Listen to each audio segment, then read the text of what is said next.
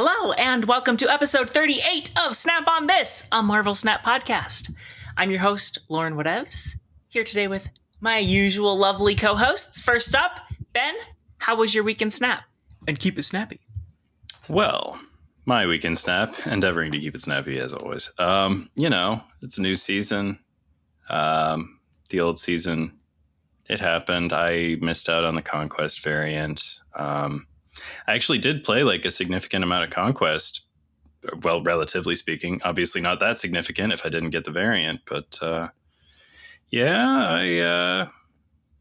don't recall it being that hard to get the variant in the past. I don't know. Has that changed? Just a quick thing. It always takes about the same number of medals.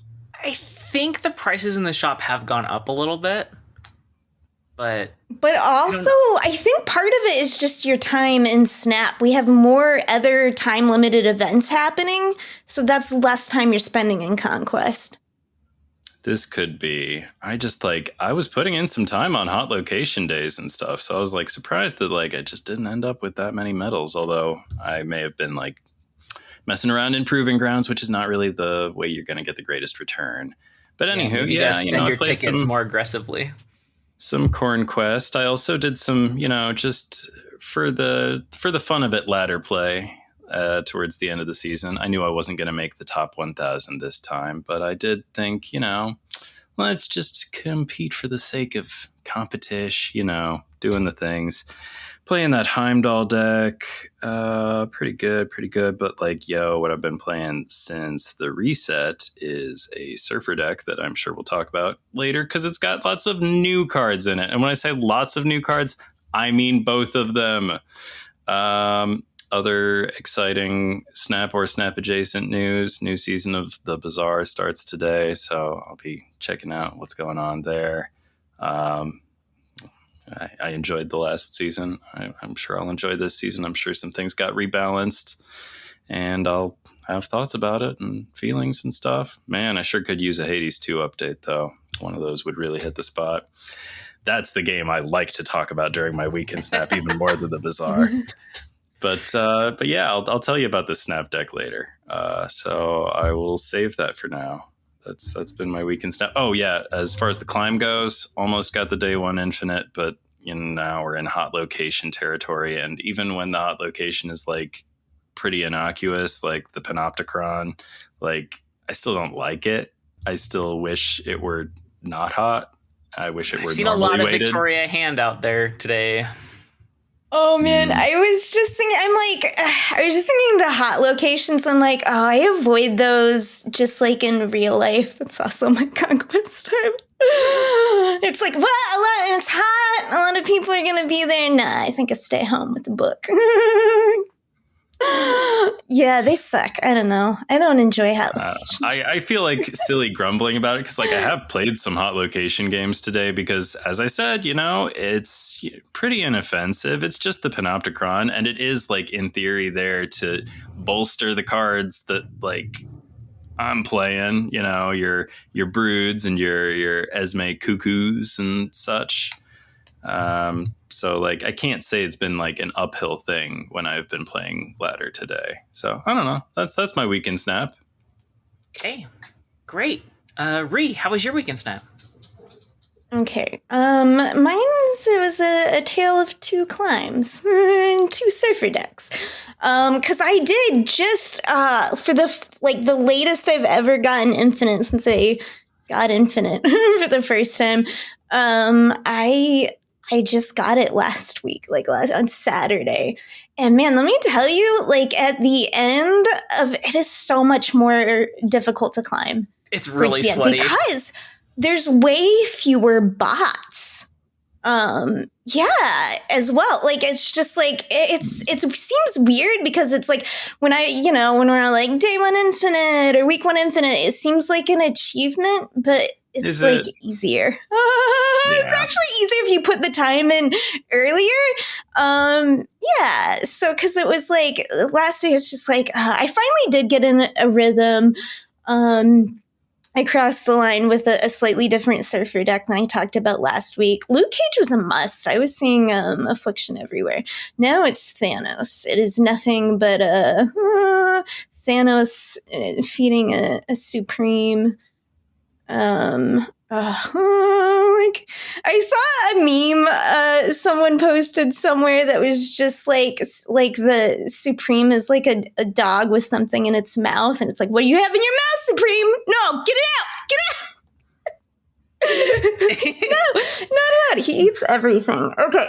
Indiscriminately. Anyways.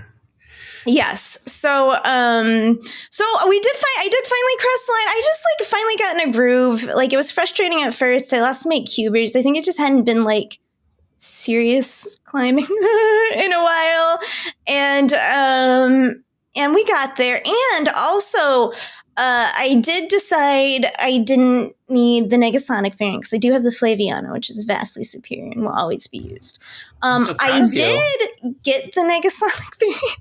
But I am still patting myself on the back for thinking that I didn't need it. You know, it just happened to end baby up steps. there. So yeah, good. No, I did. I did great there. Did you get the avatar? I didn't want. No, I almost never get the avatar. I only get it if it's one I will use. I have a very select, group of ones I will use, and I was like, this is not one I'll use. Okay. And also, I didn't probably have the medals for that. But, yeah, and then we crossed over. I also will mostly talk about my deck that I've been playing when we talk about the new cards, because it is also chock full of new cards. I'm curious to see how me and Ben divulged. It sounds like we put both new cards in a deck together. And I'm curious about what different ways we did that. So, that was, and now it's just Thanos. What I'm saying anyway. So, and it's like, but it's bots again. I'm seeing bots. I'm seeing other people playing with the new decks, so that's exciting. It's not just Thanos. It's like, oh, welcome back to new climb, not, end climb. Yeah. Do your climb early. Do it often, early bird and all that. My experience aligns that an early climb is much more pleasant. Mm-hmm. Not just that you can be more relaxed, it's just easier. Yeah, there's more bots and it's not so sweaty. And yeah. Yeah, people are still just climbing while trying. It's like people, because I love it too, because it's like that's the level of confidence I have. At the end, it was like people are just like, no, I got to play meta. I got to try and get there. And at the start of the season, all the people that I'm up against are all just have that confidence. Like I'll build, I'll brew and climb at the same time, which is what I do. I always feel baller when I'm doing it. I'm like, I'm just trying this deck out and climb. First time this deck's Yeah. Yeah. It feels there's something so freewheeling about it, right? You're just you're like, I'm just building this on the fly. I don't know about supposed to do it, but isn't that a good way to do it? I've always thought it's fun. It just seems like the natural thing you do when you're playing card games and you're getting the pieces and you're doing the things and you're just trying to make the best and figure out what's working and what's not. I don't know. True, when not everyone's brewing, though. What was that? Oh, I said not everyone likes brewing, and it does take time, I also think as soon as there's something on the line, then you do have people who practice in practice mode, proving grounds or outside of tournaments or whatever the case may be. As soon as there's something on the line, you could lose rank. I think that makes a lot of people uncomfortable. That's how the thing is good. Yeah, right. Mm-hmm. There's also that in a competitive environment is a better place to test if something is actually good. Sure. Oh my gosh. I don't know. Never mind. I had a digression, but that was a journey. It's not worth digressing. Is that your week, Rhi? Yep. Okay, my week. I broke the web shop. I saw that somebody in our guild, not to name names, Snapdex, changed their username to include pink heart emoji. And I was like, ooh. I've been rocking white hollow hearts, old Unicode, not emoji. I've been rocking those forever. And I was like, oh, I can have pink hearts. That's so cute. I want pink hearts. So I changed and can't log into the web shop anymore. Oh no! Yeah. Oh. And I checked with Snapdex. I'm like, hey, have you had problems logging into the web shop? And they were like, yup. Didn't connect it to the username change, but yes, I have. cool. So I opened a support ticket, haven't heard anything yet. But yeah, I just can't use the web shop for a month. I had to buy my season pass through the in-app purchase, the old school way. Didn't get any points for it, which stinks. And I don't get to do the Galactus daily spin right now, which is actually a decent amount of credits. Do you have any assurances that if you change your name back, the web shop will return to its previous functionality? Or is it possible that you have permanently untethered yourself from web shop compatibility? Oh my gosh, if that's true, I'm going to be so sad. At least this isn't our permanent... It's just a thing I was wondering about. Didn't mean to be a bummer. I'll let you all know if I hear from support sooner or if I just wait the month and change my name back and how that goes. It's also isn't our final web shop. Like, this is still the Newverse shop, and eventually it's been like very lightly teased that should be another thing that's going over to Second Dinner now that they're mostly self-publishing. I hope that we see improvements when that happens. Not that there's anything like super wrong with the web shop. It's fine. Next thing. Oh, I should have looked up the artist's name. I think the last name is he. She does really cute. She has like a squirrel girl and a stature and a Kate Bishop. But she had a really cute Jeff come out that's eating pizza and he's just blobbing and it looks kind of like storybook art. Yeah, I saw that one. I didn't get the Jeff because I like my Jeff variant already. I have the one with Gwenpool holding him. But I got the avatar because it's just the best avatar ever. And so I did an Infinity run when I wasn't expecting to. And I added a second avatar to my Infinity avatar pool that is not just a blonde hair, blue-eyed girly. I have classic Giganto because I just think he's hilarious with his yell. And then his adorable Jeff. Oh, that's so good. That's one of my saddest things about last year. I burned my Infinity tickets, and it's like, I want some more borders. Sparkly. But yay, on the pizza, Jeff. Well done. I think he's like my 10th-ish. Did it with Clog. Clog it's really good right now. There's actually only one Thanos in my entire run. I don't know how I pulled that off, but I did. Got lucky, I guess. But there's, like you said, tons of Thanos on ladder. So I've also been using Clog on ladder. The one I've talked about many times. It's one that doesn't use debris at all, which means that Acid Arrow is the only thing in the entire deck that Strange Supreme's even going to eat. Like, you Clog with Titania and Green Goblin. Strange Supreme can't do anything about that. Anyway, Climb's going great. I've done about half of it so far with Clog and half of it with a Havoc Bast thing that I'll talk about when we talk about the new cards.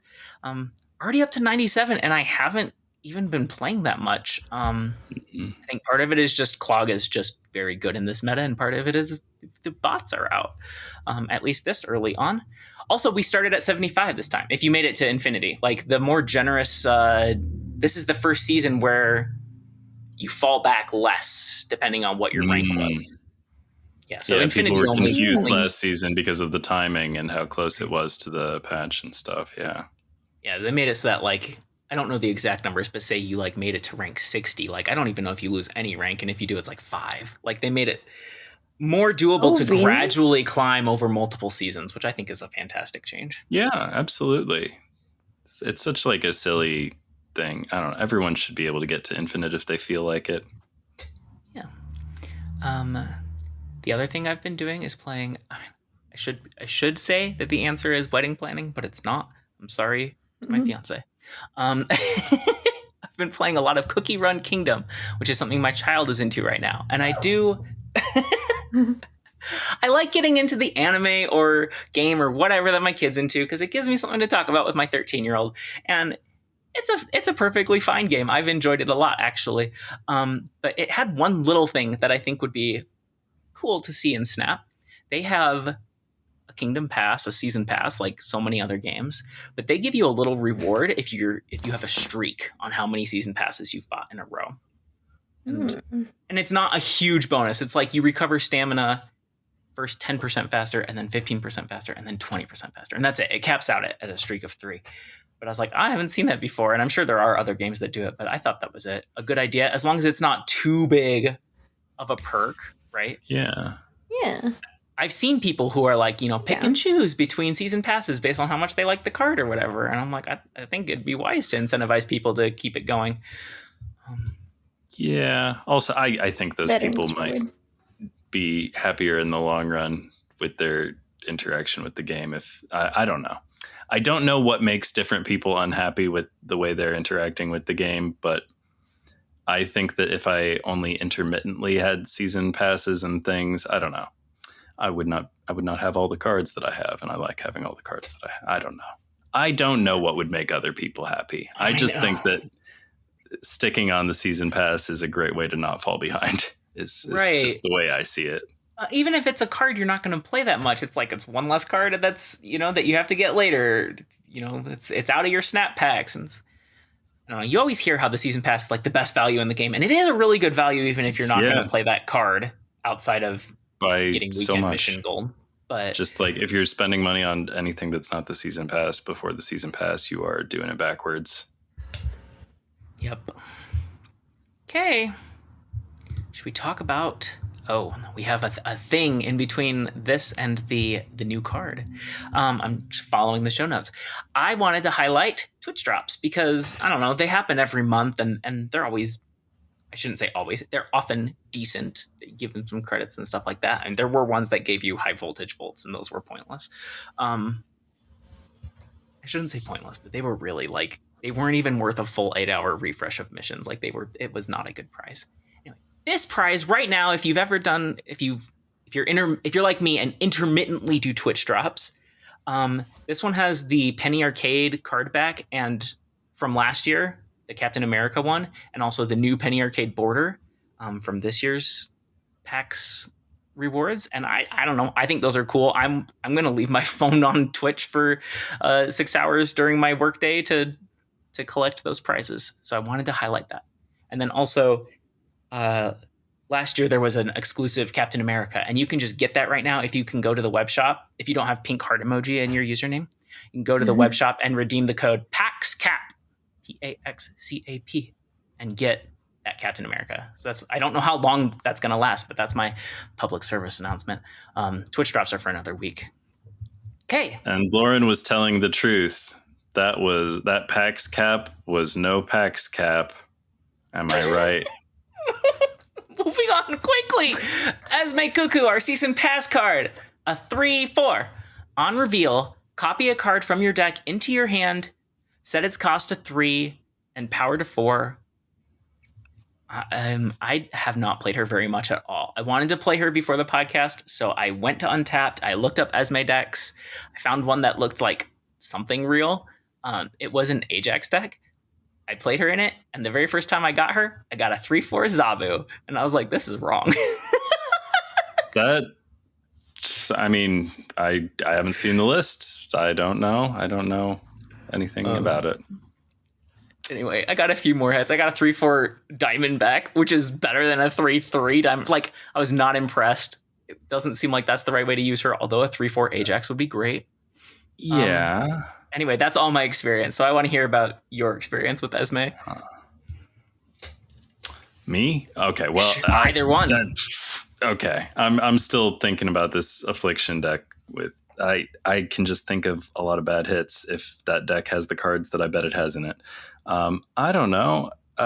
We are focusing on Esme here. We're not discussing her little buddy. You two both used both. So should we combine them? Maybe yes.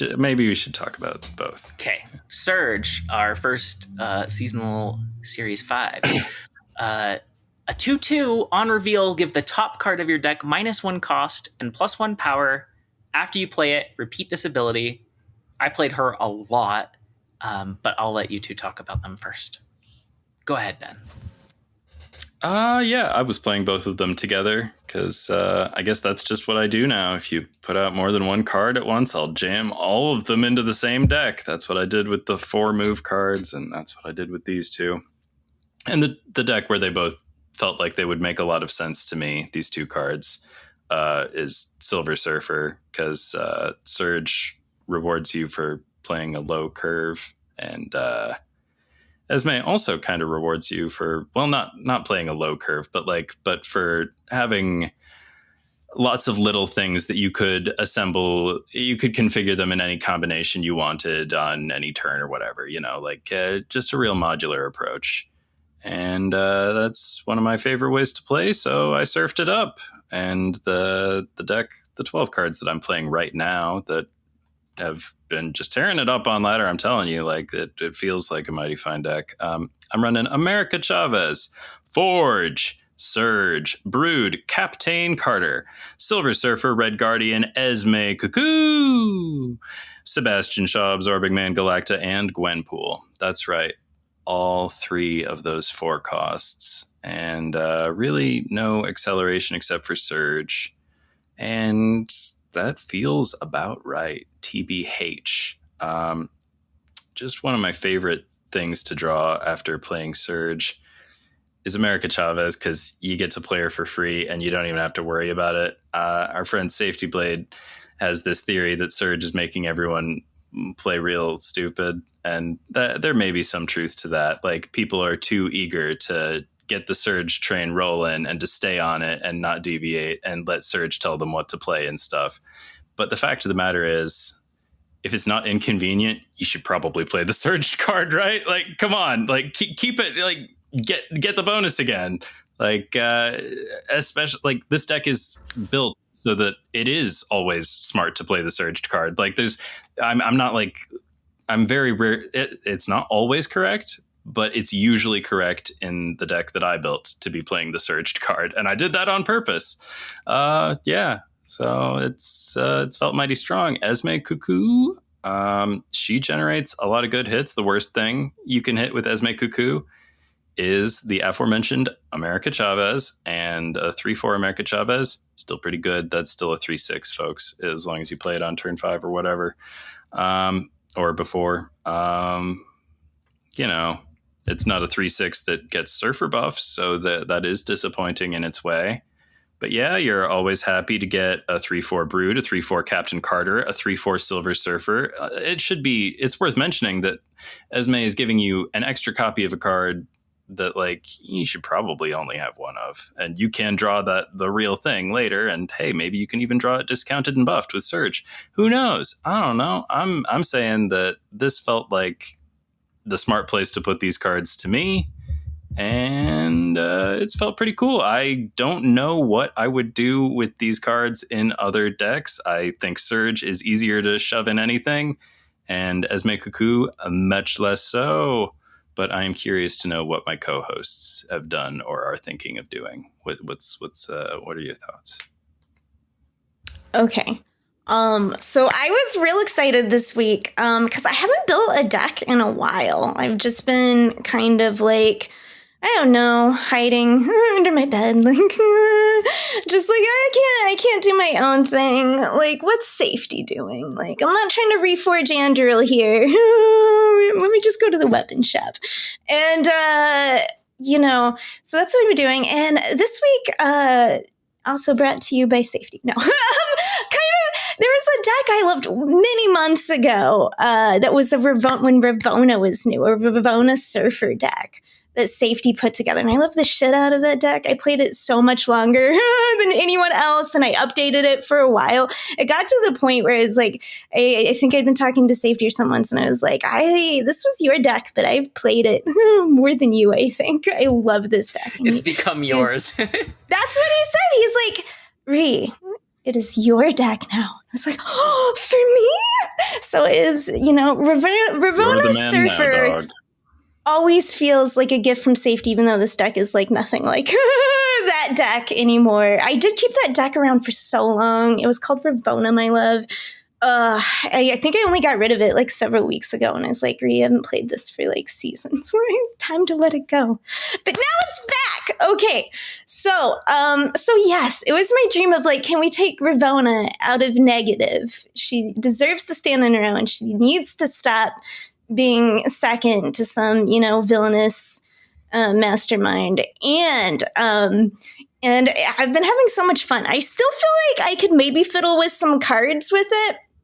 But what I have is, first of all, a bunch of Ravona cards that are also just great surfer cards, like Cassandra Nova, because like, let's face it, she's just one of those cards that it's like always, she could be a 3/6, or sometimes she just wins like against a Thanos, or, there's so much Thanos right now. Honestly, if there was less Thanos, I would consider maybe replacing her, but there's a lot of Thanos right now. So, Cassandra Nova, Sage, of course. I need to get a good split on her. So good with Ravonna. So good outside of Ravonna. Like with Ravonna, best Sage ever. Delicious. Okay. Mr. Fantastic, because one, Ravonna. Two, I like to have reach in any deck. I like to have way to get into a location, and Mr. Fantastic is a here. Brood, because it's Surfer. And Captain Carter, because she is also glorious and a surfer. Surfer himself. Okay. Then also Iron Man is one of the many ways I've diverged from Ben here, because not only does Iron Man go with Ravonna, but a 3/4 Iron Man is pretty good. Pretty good. You can play him with Surfer on the last turn, So it's just, and people aren't used to it yet. People are still saying, like, a 3/4 Iron Man. I didn't see that coming in a turn 6. It's like, nope. Esme has not been around long enough. Okay. And to scale, I do have Ironheart. I didn't mention Ironheart, because that's the card I've been trying. She feels like the one maybe that could most go, because I don't have like a shot out or something that like buffs additional from being on board instead of in your hand, like Brood. So I tried Killmonger there. I tried Red Guardian, but honestly, it didn't feel as impactful as Ironheart, giving me power and sometimes just being a useful tool. Sometimes it's nice to have a card you can set an extra card or whatever you're trying to do with it. So she is back in. She has great variants, so I am happy to see her. And a Ravonna hit, right? And of course, that's what it's all about. So, yes, Surge is also in here. I also discovered, like Ben, oftentimes I'm not playing the Surged card because, like, it hits Surfer. And, I have a reason to play sometimes it is the Surfer wrong one. early. Right, yeah. So you want to play the right one, but you're still not mad. It's still something that costs one less, or it's 2 extra powers. So you're not like, oh no, I'm not maximizing my Surge. You're just like, you chill there. And it's still, once again, it's one-sided info, especially when people are playing against Surfer decks and they have this idea of the output of Surfer decks. And now you have more variables, that they're not mathing around. They're mathy kind. All right, so Surge is great. You want to be careful not to... It's one of those things with this deck where it's like Esme is the thing you sometimes don't play late, which, it's kind of how Esme is going to be anyway, I think, for, a lot of parts. If you can still... Because you don't want to draw an Agent Venom, which is the last card I haven't mentioned in this deck. Like, you don't want a 3/4 Ravonna, Surge, or Agent Venom. And those are the only cards in the deck you're mad to hit with Esme. Those are cards you wanted to get earlier anyway. So she's just the point where you're thoughtful of like, don't play it when you still know that, you didn't try your Agent Venom. Yeah. But this is why the deck works, because it is a low power. You know what I mean? We've got all these lower cost things that go with Ravonna. But if we don't hit all our nonsense with Ravonna and Surge, we have Agent Venom as a backup, because all of these cards are great at 3. And Agent Venom really works with Ravonna. I think I used to always see them as reverse, but it's like I'm still happy to see Ravonna, because I often have, this deck is so chock full of Ravonna cards that they'll just work for the cards that didn't get hit with Agent Venom that I started in my hand. So they really like work together more, more than one would think. And it's Surfer. In Surfer, you often end up with more cards than you can play out. So it's kind of like, having Ravonna, Surge, and Agent Venom didn't actually feel bad for me, all combined in this deck. Like, they all kind of played happily together. So I've been having a lot of fun with this. I do wonder if there's a card or two like I could swap out, but it's like, I'm having fun. It's what I wanted. That's what I've been doing with these 2 cards. Can I mention one fun thing that I forgot to about Surge? Yeah. So if you Grandmaster Surge, it'll hit that top card twice, but it doesn't like stay going forever.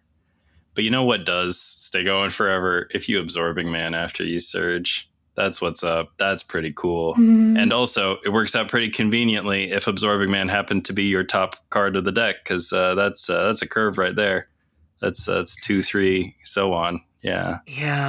I haven't liked how unintuitive she is. Like, she can only have one chain going at a time. That's why.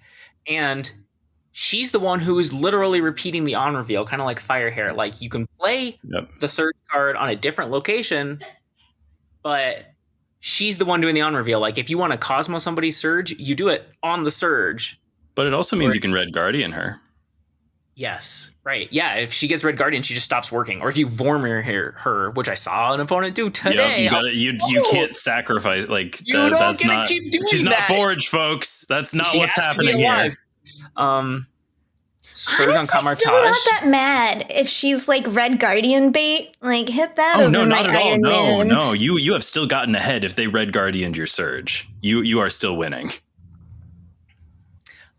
She's really fun on Sinister London, Bar Sinister too, but you have to, like, you're losing that lane, so you have to, take advantage of that -4/+4 that she's giving you constantly.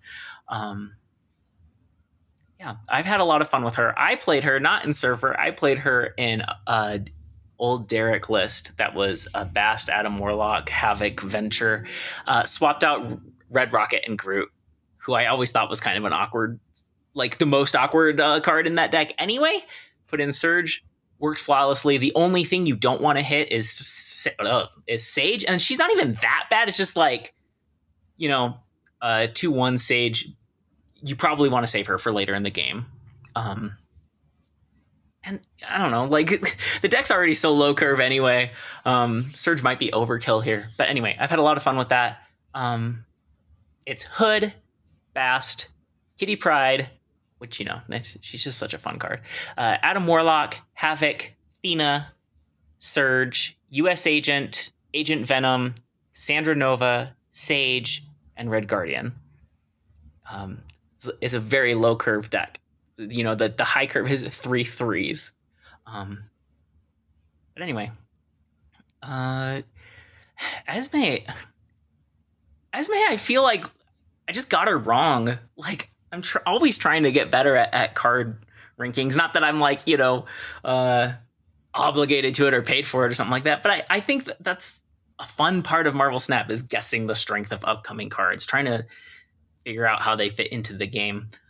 And I didn't expect Esme to be so tricky. Like, she only needs one good hit to, have similar payoff to a turn 2 Surge.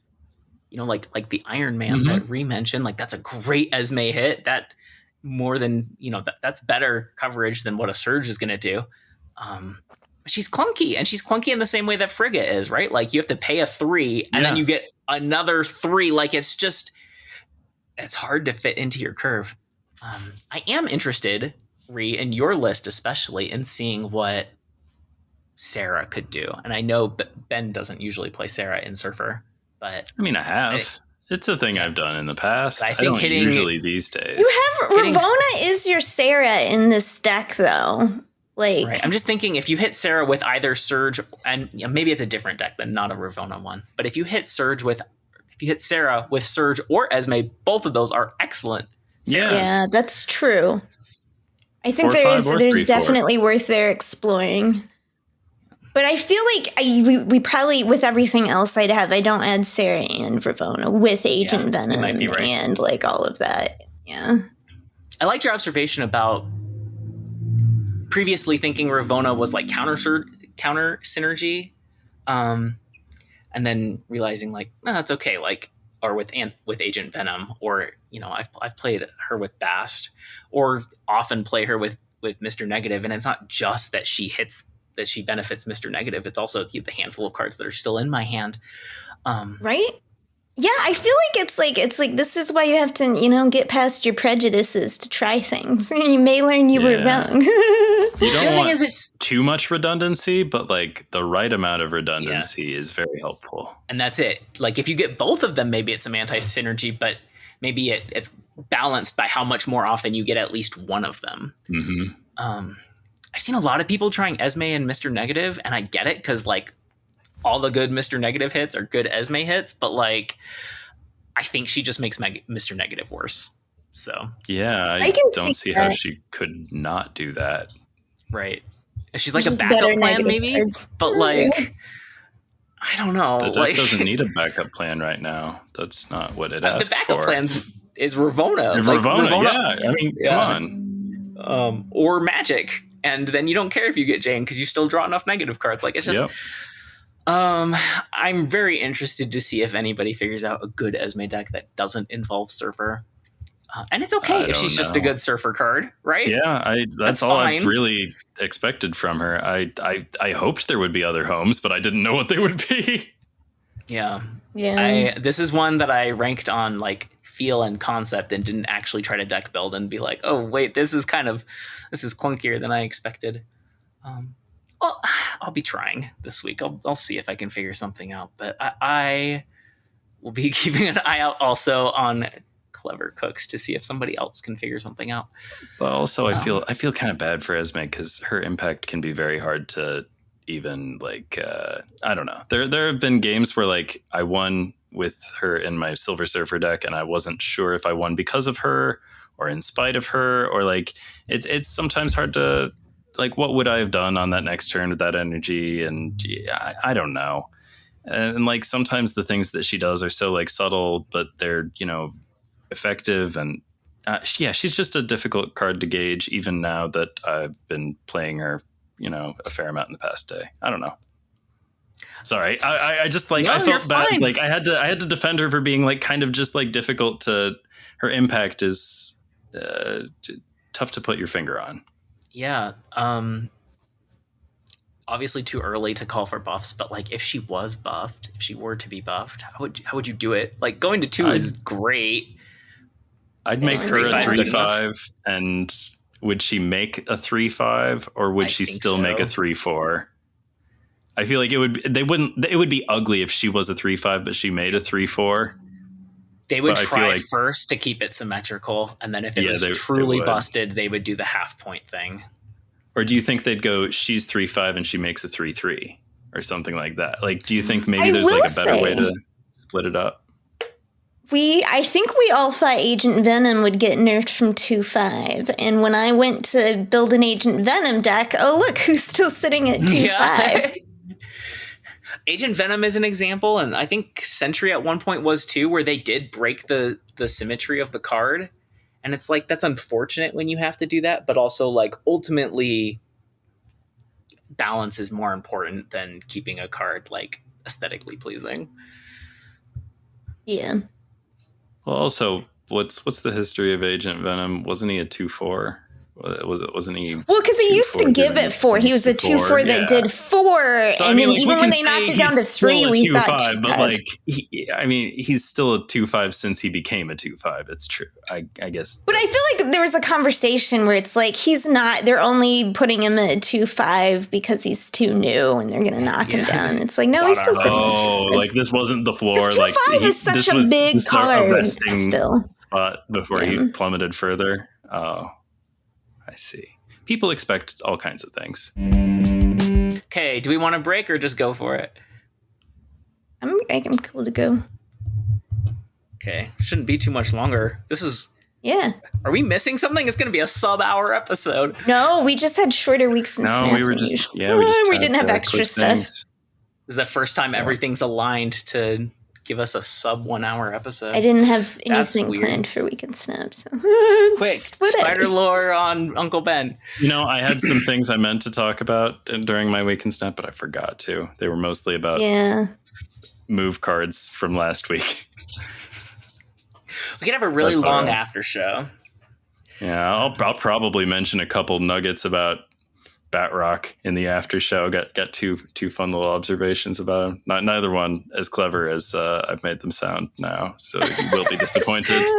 Now that you set the bar really high. Yeah. I was going to say, you talked about how like this is what you do when there's multiple cards released at the same time. You make a deck that uses all of them, and I'm like, I don't think they're always going to be the same No, next month's batch of Series 4 cards, they're not all going to be the same archetype. And I think that would be a fun challenge to jam them all together anyway. The fact that they did it this time, like all of them just exclusively straight up explicit move cards. Like these are not cards that have like dual identity. These aren't Meek style move cards. These are just like pure move.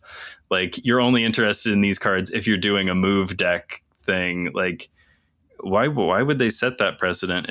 I kind of feel like maybe there will be a theme to next month's Series 4. Like we know what some of them might be, right? Like we've got like a short list of candidates. There's Tombstone and Dum Dum and one more that we haven't seen yet. But those are just like the little scrappies. Cobra. Yeah. I like it better if they aren't synergistic, so that, because the whole point I liked about multiple cards was diversifying the meta. Everyone wasn't trying the same stuff. So I hope. I want them to be that way. I want them to be thematically tied together, like tied to the season, but mechanically diverse. And I think that's probably where things will go. They've expressed that intent, right? To bring them thematically, like get them matched up with the season. Yes, for theme. As far as mechanics, they've been like, we're going to try different things and see what works and what people like. And I don't know. Okay, on to our side quest. Secret homework. This one was assigned by Ben. Well, as the assigner of the secret homework, I suppose I must go first and also tell you what it was. The secret homework, inspired by the upcoming Fantastic Four First Steps cards. The retreads of the Fantastic Four that we all know and love, to, promote the accompanying movie. So, we're getting 4 new Fantastic Four cards for the Fantastic Four movie. But I was thinking, like, what about these Thunderbolts Asterisk from the film Thunderbolts Asterisk, now in theaters and supposedly pretty good. I haven't seen it, but I've heard good things. That's pretty exciting. So in all this excitement, even before I'd heard that the movie was probably pretty good, I was like, let's make some cards for him. So I tasked us all with designing a card based on one of the members of the Thunderbolts Asterisk, all of whom are already in the game. So we conferred off the air and divvied up some characters. So we didn't all end up doing Winter Soldier or whatever. Spoiler alert, I don't think anybody ended up doing Winter Soldier or whatever. But I'll tell you about what I did. I went with Taskmaster. Asterisk. That's right. That's the naming convention we're doing. All the Fantastic Four, they all have first steps after their name to clearly delineate them as an exciting new version of that character. So we're doing asterisks. So Taskmaster, asterisk, or Taskmasterisk, if you will. Taskmaster, asterisk. 2-3. After an ongoing card is played, copy its text. So that does what it says it does. In case you are unclear on similar cards with their rules and things, this will replace the ability. Like once it gets this ongoing ability and it copies the text, that overwrites the thing. So you're not like waiting for the next ongoing card to get played or anything. That would be so wild. Yeah, it would. And for those who are curious, the way I made sure that the text was all like consistent with, I made everything consistent with the language and stuff of existing cards like Echo and Mystique. So that's how I got there. And yeah, the idea is you can play it. Here's a thing you could do. You could play it on turn 2, wait for them to play an ongoing, or wait for yourself to play an ongoing. You could play it on turn 5 before Mr. Fantastic, to guarantee that you know what your Taskmaster asterisk is going to turn into. But yeah, you can let RNGesus take the wheel, or you can have a plan. I just wanted to make an interesting card. It might be a little too good if I were to guess. It is too good. This obsoletes Mystique. No, it's different. It's different, but you would play it instead of Mystique in literally every deck. Mostly, yes, yeah. It serves the purpose of Mystique.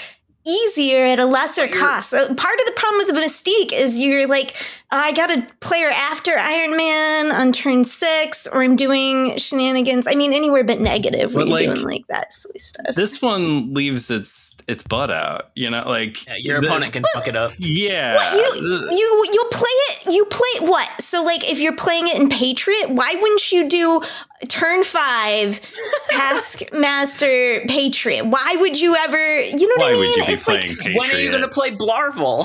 But I'm saying when you're playing an ongoing deck, and I've played numerous because I want Spectrum to work.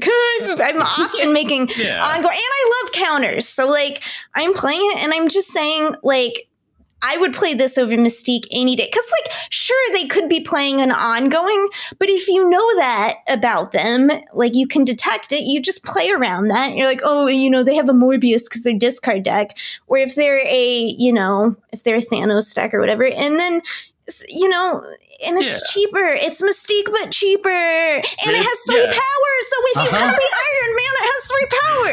No, Ben. I know, but like, Mystique didn't do anything to you. She doesn't deserve this. You can't play Iron Man on turn 5 and then play Taskmaster. But you don't want to. You only do that. Yes, no, you only do that because it is generally a better and stronger card than Mystique. Yes, for sure. And oftentimes they're like red gardening your Iron Man, and then you can't play Mystique. It's just like, there's so many ways this card is better. I'm just saying. Yeah, it's a much better card. Doing that, they like making cards that are better than Series 1 through 3 cards than original release cards. I'd still play Mystique in anything with Ravonna or negative. Out. Mystique is way cooler. I'm sorry. She does not deserve to be a lesser card. I think the ability is super cool. 2/3 might be too good, although I do like it being in Moonstone range. Also an advantage that Mystique has, being able to like get a higher level ongoing card, but boost it with Moonstone. And this card can do it with 3 power already on it. Yeah. Oh yeah, this card's pretty. What if they play Starbrand? Sorry, I'm offended on behalf of Mystique. Yes, you're right. If they play Starbrand, then you're fucked. This is a very fair and balanced card, clearly. Because what if they play Starbrand? Because what if we play Starbrand okay. For this, you murder my Mystique. Okay. Ree, let's hear yours. Sorry for ganging up on your card. Okay. Mine is, I'm also breaking the rules because this is a redesign, because White Widow, who I loved that card, the character, she's garbage now. Now, if you like playing White Widow now, I have a deep and unabiding respect for you. Like, that is amazing if you found a great way that you love to play her. But in anything else, she's garbage. And so I have redesigned White Widow. She is still a 2/2. Now she is on reveal, add a Widow's Kiss to your opponent's hand.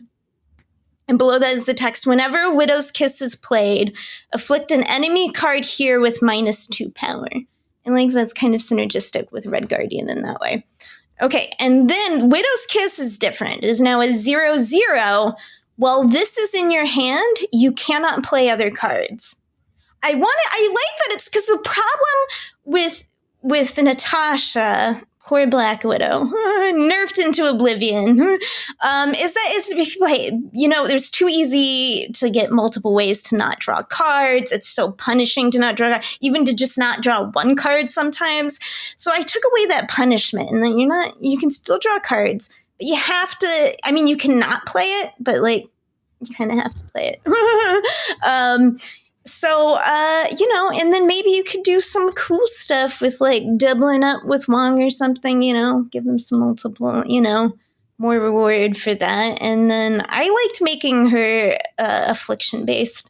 I think it goes well for Widow. And I kind of like the lore part. It's a Widow's Kiss, right? So, she's distracting you. What else are you going to do to you? Get that out of your chest. So... I think it's a really elegant design. Like, you still get the clog from original White Widow, but your opponent gets to choose where to put it. It beats the problem of Black Widow being an on reveal that would guaranteed block a draw, because this you could play it immediately and not be limited, except for the fact that you're clogging yourself. it's predictable where the affliction goes. So like it's got some really good I don't know. I think you kind of hit a sweet spot. I'm impressed. Not that I do it, expect less from you. I dare you. Fix White Widow. Okay. I would love to see White Widow be playable again. And they should have timed it with the movie, really. Chatting with some friends earlier today, trying to figure out how to do it. I was saying start of turn, the kiss destroys itself. They were saying end of turn. Although I think that only opens up Red Guardian. It doesn't add a lot of extra synergy. Whereas if it was start of turn, you could meaningfully clog them on turn 5. Right? You could still do tricky stuff. If it's like a Thanos deck where they're kind of filling it up, with Dazzler, like I've been seeing a lot, planning on just dropping the Thanos last turn or whatever. It's like you wait to drop that till turn really 5. It's like, bet you didn't wish you filled up your board so much. Have fun playing your Widow's Kiss. It's actually so evil in Clog. They have 1 space left and they have to put the kiss there. I won't lie. Part of it is my annoyance at all of the Thanos I've been saying. I'm like, punish you. All right. I picked Sentry. I knew off the bat I wanted to do Sentry. It's one of my favorite cards. I think he's super interesting. The way he interacts with the Void. I haven't seen the movie yet, so no spoilers or anything like that. I'm seeing it in 2 days. I'm excited. Date night. I definitely wanted to include the Void, and I thought of several ways to do that. I thought one way would be having it switch back and forth, but we already had a card that did that, and I didn't want to, steal that thunder. Thought maybe the Void could go immediately to the opponent's side. I also thought of having a Sentry and a Void, and if you buff one, it automatically buffs the other. But then I thought they'd have to start too weak, and Sentry's, from my understanding of reading some Marvel lore, Sentry's busted. Like they say, the serum's 100,000 times more powerful than the Captain America's Super Soldier Serum or something like that. Just freaking ridiculous. The Void could destroy the planet, and it's up to the Sentry to stop the Void from doing that. Sorry if I got the lore wrong. I was frantically skimming all kinds of wikis and articles. I read the new Sentry. There's a new Sentry now. She is I'm going to get this wrong. She's in a wheelchair. I forget her exact condition. When she's not being the Sentry. It was I like the idea of her as a character, but the overall run just kind of was okay. I guess we got from a point A to a point B, and you set up a new character, but it's not a run I could recommend, but I want to promise the character. They've brought back the Sentry, and they had a new storyline where I think it's just called Sentry. And so the Sentry has their own title. Yeah, and the idea is the power of the Sentry went to a bunch of different people, and one of them has decided he deserves all the power, so he's killing all these to accumulate the power. It sounds really cool. I'm kind of... Yeah. They flubbed it. I don't know. I don't want to, maybe you'll read it and love it, but it was it sounds cooler to me when I say it than when I was reading it, to be honest. Ben, I misunderstood. Is my card supposed to be Sentry Thunderbolts asterisk or Sentry asterisk? Just Sentry asterisk. Okay, I'm editing it right now on the fly. This is in the show notes. The listener doesn't know about that. No, I'm making sure I read it right. All right. Well, for those who are wondering, in the shared Google Doc, Lauren had the whole movie title Fantastic Four First Steps. Well, although Fantastic Four First, he's not Mr. Fantastic Four First Steps. He's just Mr. True. Fantastic First It's Steps. just the subtitle. I feel like maybe you could have inferred from the maybe. Shit. Maybe my way really did just make the most intuitive sense. Maybe even more so than I thought. Huh. Sentry asterisk 5/10 on reveal. Add a -10 power Void to another location. We're making him beefy again. No right location guarantee. No right location limitation. However, the Void is a 5 -10 that says when Sentry asterisk is at this location, destroy all cards here. They would destroy each other also. That might be too much of an investment, honestly, to make them 5. So it's a 1 in 3 chance of a card that doesn't... No. The Void definitely goes to another location. Okay. So you have to do something to make them move them together. Yeah, maybe 5 is too expensive. There's a lot of components, yeah, because you need to move it Ghost Spider or something. And you with don't know where something, it's going. and not then, but you also need to either put something with reach, or you're planning on playing something after that. You know what I mean? To like, Silk or something. and still win the lane. But it is pretty powerful to blow up someone's whole lane. You know, without like Cosmo can't stop it. I guess Armor could. Are you left with anything at the lane? No, that's what I'm saying. So you also have to plan to win it. You need a Mr. Fantastic or something, so you're winning the lane after. Yeah, it's so powerful. I didn't want it to be too easy. I think you could get away with 4 with how you could force a tie, take out their biggest location to do it. I think but also you're losing all your forcing a tie isn't winning, Lauren. What are we here for? Forcing a tie on one location though can make it a lot easier to win. Okay. Like true. That means that you just need to win more on one location. It's a different strategy. There's multiple components. It's like this isn't, it's not only do you have to get it to a lane, like that doesn't win the lane for you. There's an additional, you need multiple requirements. Yeah, so it's probably a little bit too expensive, but also this is like an effect that you don't want in every game. Like that's a lot. But it's just cool. I love the idea though. I'm sorry, I'm being really rude about everyone's cards, but I think it's a super cool idea. I love the workshopping. Like, yes, I think it's thematic that they just destroy absolutely everything around them with how powerful they are, and they destroy each other. And yeah, have you considered bringing them down to 3? Okay, I'm not opposed to it. It's one of those cards where it's like thematically you want Sentry to be a high power card. Yeah, you do. You should make it a 3/8. Okay. With a 3-8, that is a decent downside, actually, if you're not going to bring them together. Yeah, I mean, there's a point where it's so powerful, you're just going to Circe it, Also, you're just like, you don't care about moving it at all. You can still do all the old classic Sentry stuff, and like, what happens if you annihilate it over and then your opponent gets to decide if they want to blow up that lane or something like that, they could both play. Your opponent is already thinking about whether they're going to, do move thing. It's a really cool design. Yeah, I'm just wondering if maybe 3 would be a good cost. Go ahead, Ree. Oh, I just say there's nothing like the desperation of trying to fill lanes in the anticipation of an Annihilus being played on the other side. You're like, I know it's coming. How do I fucking not get to like? It's one of my favorite things. It's one of my favorite things about playing Sentry is like I know they're gonna overinvest in right. Like not everybody does, but a lot of people do. And I'm like, I'm not even giving it to you. I'm gonna Valk it, or I'm gonna Circe it. Like, go ahead. Or sometimes I just abandon the Sentry lane and just like, okay, I put 4 energy there. Kind of. They put way more there. He's a good trap. I like him a lot. He's a very fun card.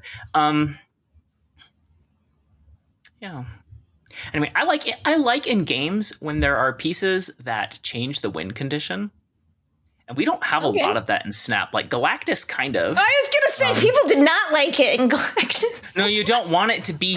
You want it to be telegraphed and not terribly easy to do. But yeah, like if they're playing Force of Will, because they have an enormous pile of cards. This is a Magic the Gathering thing. But you need to have like 250 cards in your deck to win with Force of Will or something, if I recall correctly. So you can tell they're playing a Force of Will deck because it's a fucking mountain. Yeah. And then going to forcing a tie on one location. The week, I know generally we're against hot locations, but the week that Cancun came out and it was the featured location, that was such a fun. What a pain.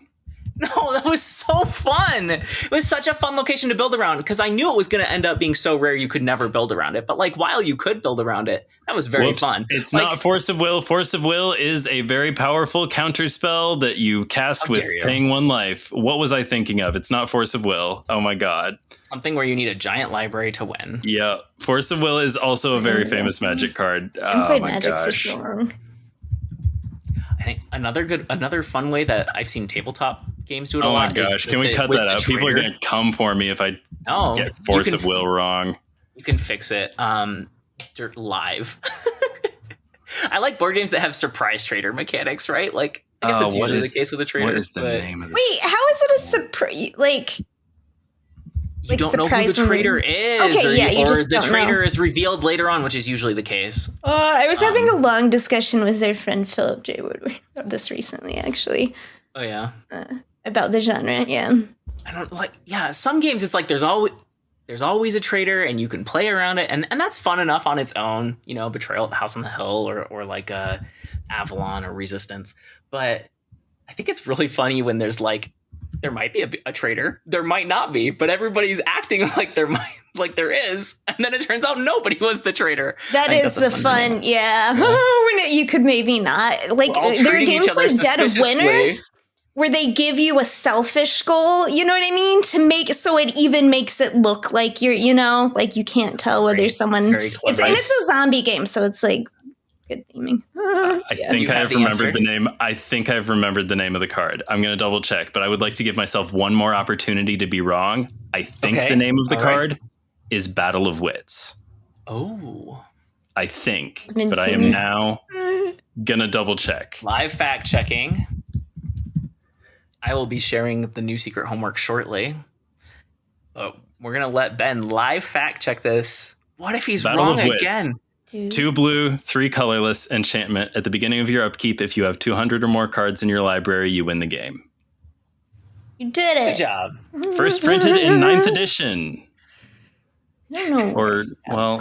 Maybe first printed in Odyssey. I think Odyssey might have been before 9th edition. Odyssey's around the time I was playing actively. It's been so long, I don't remember. 9th edition had the post Mirrodin card face thing, so I was like Odyssey 14 was the or something. first This is a while ago. All right, yes, Force of Will is the counter spell that costs a life, and the other stuff. Yeah, all right. Okay. Sorry, somebody was going to be very upset with me. Maybe they weren't, but I was afraid of it. You're fine. I often live in fear. Just period. The secret homework is to design an OTA. I do not want you to do a full-scale OTA. You can have a maximum of 3 changes. It can be making a pet card better or making a deck you hate worse, whatever. You can have up to 1 major rework. So there you go. Design an OTA. Make the game more balanced, or at least better for you personally. It'd be fun to do like selfish 20. Selfish card reworks, right? Like I know. I would love Elsa to go back to her buff after the card is played. Most people would not like that change, and it like breaks Spider-Man and stuff, but I loved it because she worked after Valkyrie. Hey, if you liked what you heard today, find us on Twitter, YouTube, wherever you listen to podcasts, etc. We hang out in the Snap Judgments League Discord, this little corner of it called the Speakeasy. You have to hit a button to get there. The instructions to do that are in the show notes or video description. You can send us an email too, but like, I don't know. Nobody ever does, so don't. We're part of the Snap Judgments Network. That's how we're on their Discord, where you can listen to other great shows like Snap Judgments. It's just a coincidence that they're episode 38, but also I will be on Snap Judgments. You know what? I think I'm wrong. Actually, I was supposed to be on it this week with a guest from Second Dinner. I don't know if this is a surprise or not, so I'm not going to spoil it. But they canceled. So sometime soon I will be on Snap Judgments. I will let you know when that is. Anyway, it's very fun. It's Pulse Glazer and Roy every Saturday. They bring in other guests from the community, and check it out. It's our grand pod. Anyway, if you want more, if you want to hear our OTAs, if you want to see how Ree saves Ben's life next episode, tune in next week. Same Snap time, same Snap channel. Sorry, now I might not cut the intermission question at all. You get a real behind the scenes look. Like, hey, are we going to take a break? No. Sometimes we take breaks. This isn't the labor union America anymore. Okay, I'm sorry. I have a lot of some of our episodes are long. I wanted to get out some Batrock thoughts before I forget. Let me get in the Batrock zone. Real good with Heimdall in a very Werewolf by Night kind of way. Consider that. Oh. So, like, yeah. Really, really good there. Funky. Also, here's a fun thing. In theory, you know, Red Wing, we want to be summoning large cards. But, you know, if it happens to be Batrock, because sometimes Batrock is in your hand with large cards that you're hoping you'll summon or whatever, Batrock will chase Red Wing. That's cool. Even though he wasn't there at the beginning. Yeah, he that's knows cool. Red Wing just moved, and he's not going to let that go unfollowed.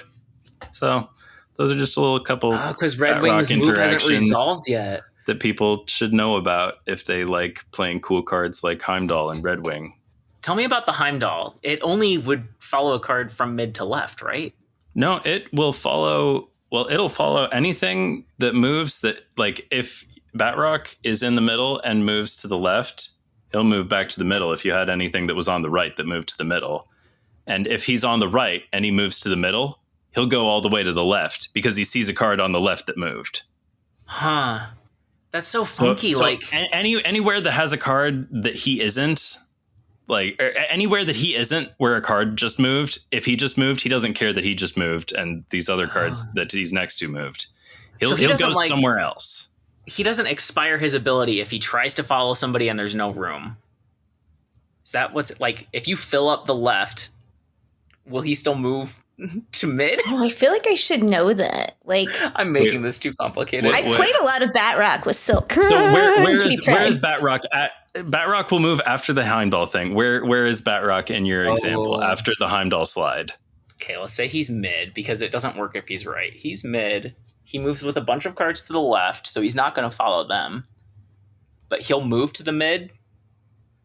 If he moved to the left. Yeah. If Batrock moves to the left with a bunch of cards from the middle, and some card that was on the right now moves to the middle because Heimdall, Batrock will jump back to the middle. I would not have guessed that. I would have guessed he tried following a card from mid to left, but he can't because it's full and because he's there. Well, no, he's like going along with all. He's on the bus with everyone going from mid to left. He's not interested in that because he's already at that location. Yeah, would not have guessed that interaction. What I'm getting out of all this is I need to play more Red Wing. I don't think that's true. He seems so fun, though. He does seem fun.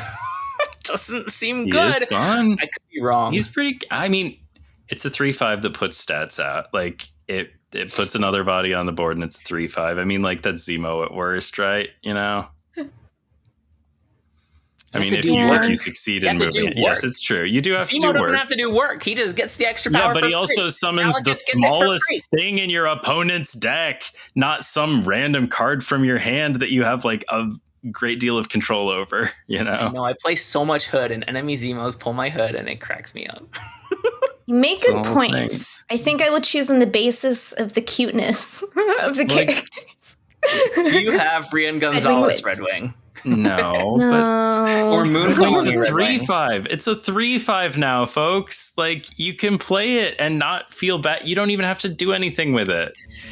I tried Ben's Red Wing deck and I cut Red Wing. That explains why you don't have any anecdotes of cool times that Red Wing things happened. What if you use it to get around Goose that you copied with Mystique? I'm obsessed with like 3-laning Goose. All kinds of stuff. This is fun. But Zabu is Goose's enemy, which is maybe appropriate. Oh, that's true. Yeah, and Zabu is popular because Zabu is great. My opponent Zabu's and I play Goose and I'm like, fuck. It's a big cat world. It's not a world for little cats. Wait, you mean Zabu is Goose's enemy? You said Zabu was Red Wing's enemy, and I was trying to figure out how these cards interact with one another, and it was not going anywhere. I'm sorry. This is going to be a very hard outro to understand. Okay. Yeah. I haven't had dinner yet, to be honest. Yeah. Me neither. But it's not later even where hungry, you are. I feel like I should be. Sometimes it's good to eat just because you're going to be hungry later.